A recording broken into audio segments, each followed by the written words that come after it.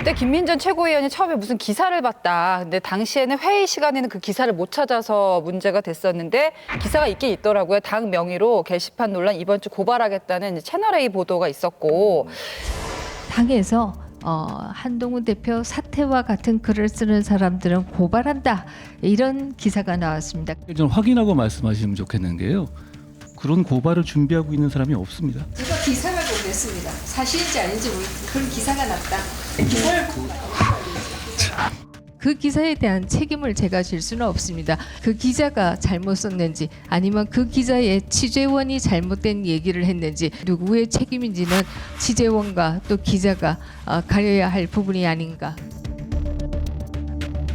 김민전 최고가 당대 발언 사과 안 하겠다고 최고위에서 발언했는데요. 두시죠. 실제 고발과 관련해서 진실은 어떤 건가요? 제가 그때 최고위원회 참석을 못해서 그 이후에 그 고발을 준비하고 있는 주진우한테 확인을 했거든요.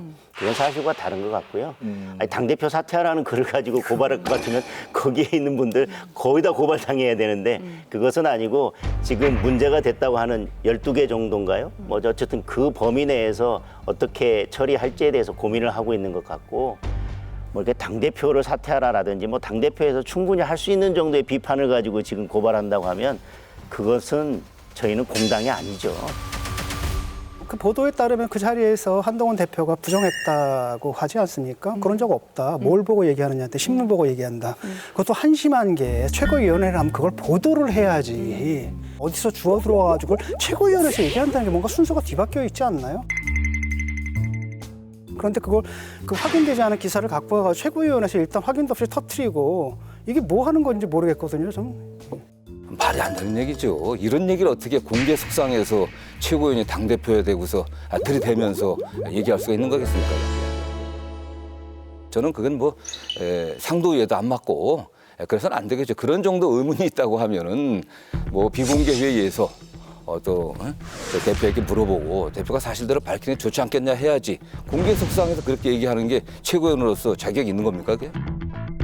이제 김민전 최고위원이 그 논리를 좀 잘못 풀었다는 생각이 들어요.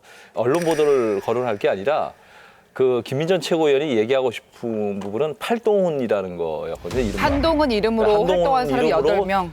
쓴 사람이 8명이라는 걸 당신들은 어떻게 알았냐.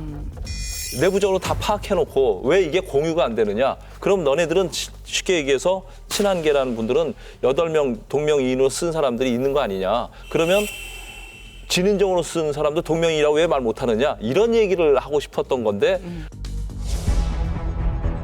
일부 최고위원 등 당직자가 팔동훈이 있다. 이런 얘기를 언론에서 하고 있습니다.